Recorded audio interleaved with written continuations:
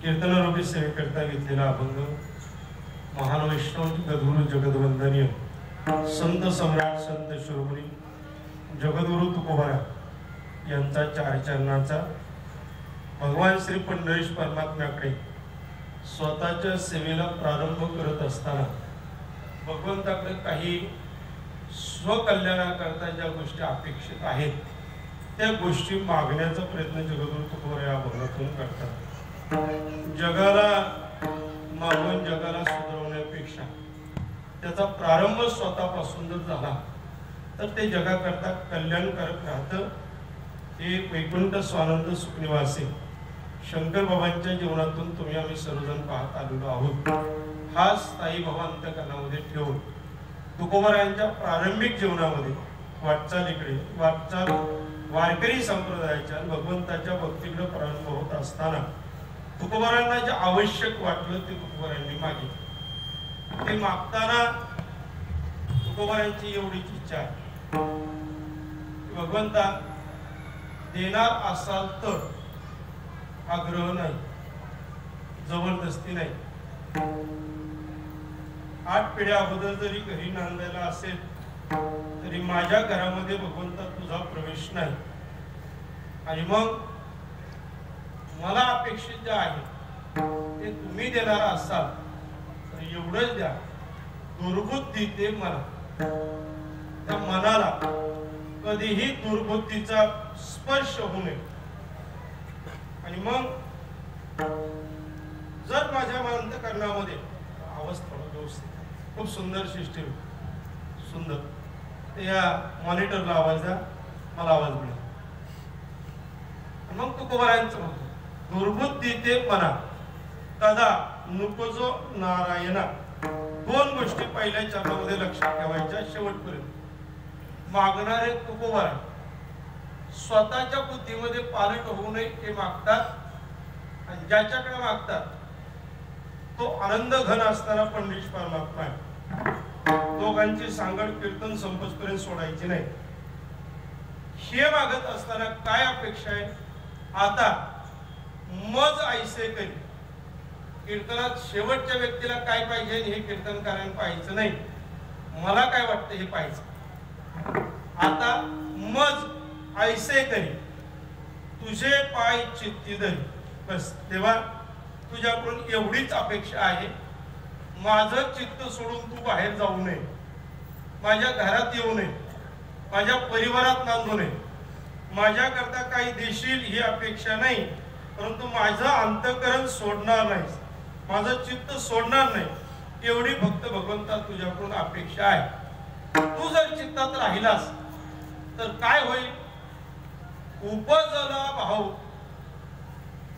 एखादा भाव, एखादी इच्छा, एखादा संकल्प, एखादी खऱ्या अर्थाने मागण्याची वृत्ती जर जागृत झाली तर भगवंता तुझ्या कृपेने, तर भगवंत कृपा सार्वजनिक मंडळाला करत नाही।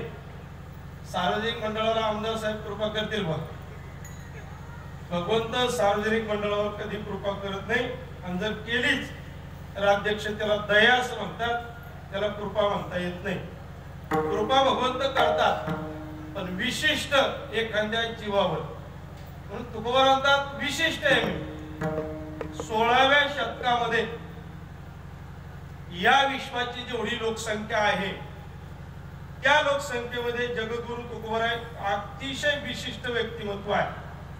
कारण तुकोबरायांच्या अगोदर अनादी कालापासून हा मानवदेह घेऊन वैकुंठाला कोणी गेलो नाही. तुकोबरायांच्या कालखंडामध्ये कोणामध्ये सामर्थ्य नाही. आणि तुकोबरायांच्या नंतर अत्यंत गतिमान भक्ती जरी जीवांनी केली तरी ते भाग्य आजपर्यंत कुणाच्या वाट्याला प्रारब्धामध्ये प्राप्त झालं नाही. म्हणून तुकोबराय म्हणतात, करणार असाल तर कृपा करा, दया करू नका. काय कृपा करा तर माझ्या अंतःकरणामध्ये जो भाव प्रगट होईल तो भाव कार्यसिद्धीला नेण्याची तयारी तुम्ही दर्शवावी.